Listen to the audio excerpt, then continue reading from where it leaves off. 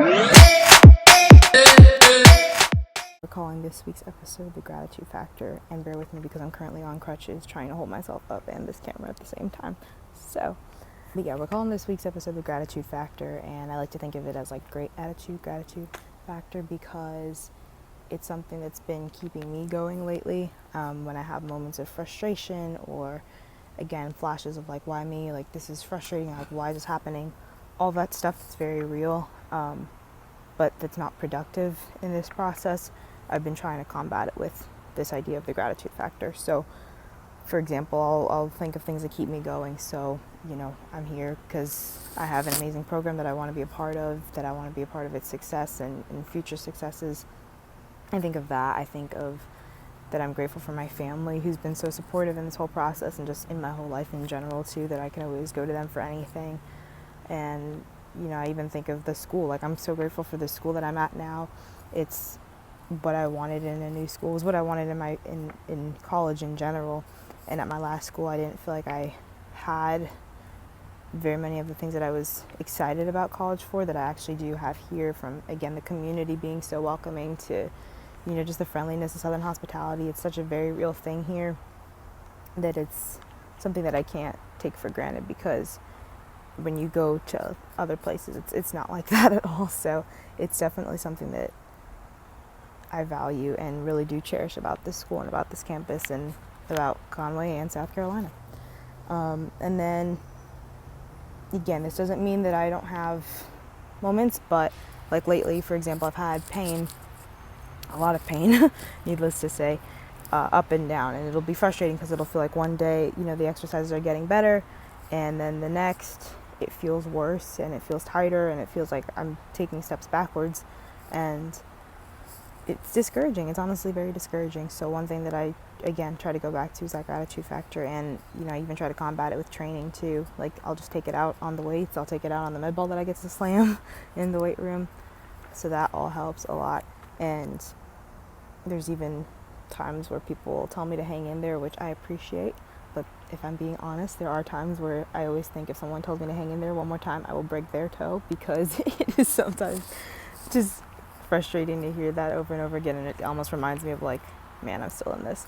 So it's very raw, but it's true. It's very real. And then, again, going back to the gratitude factor is something that I even think of in that moment, because I'm like, they mean well.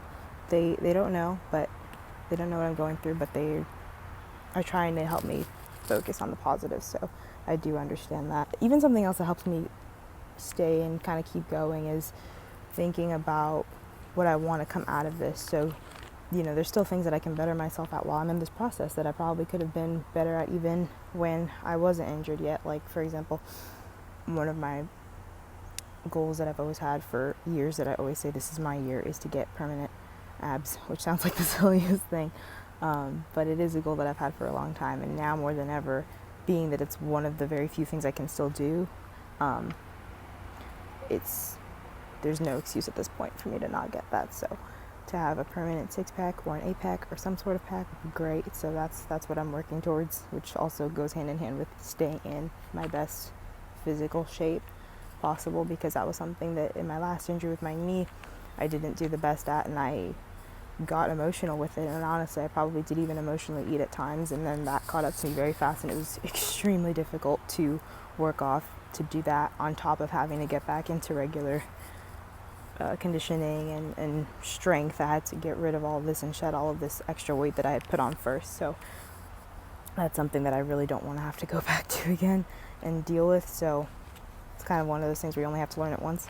So that's another thing that I'm focusing on. And even like pistol, another exercise that I like to do is when you kind of go to the ground like with one leg and you're bending almost like in a squat position but on one leg. So that's something that I also want to get good at, and that once I can start to put weight on, a little bit of weight, I guess, on the front, because it's more something that I can kind of sort of use the middle of my foot for, then I'll be able to do that, which will be awesome too. So again, little goals, little things here and there. I want my serve to be amazing. So once I can stand and serve, I want to be able to be as accurate as possible with my serve. So I'll be able to get my shoulder work. We're starting to do shoulder work this week, and to help me get back into that as well. So those are all things that have been kind of on my mind. So I hope that was helpful. And even again, like, moments are valid, they come and they go, but combating it immediately with something positive has been helping me a lot. So I hope that helps somebody today.